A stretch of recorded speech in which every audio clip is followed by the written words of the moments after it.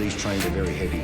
They take a long time to stop. 11 people were killed in the worst rail disaster in 60 years. The force of the impact sent 5 carriages off the rails, leaving a twisted, mangled wreck. Flashing lights were working. He just didn't stop. Near misses happen every day.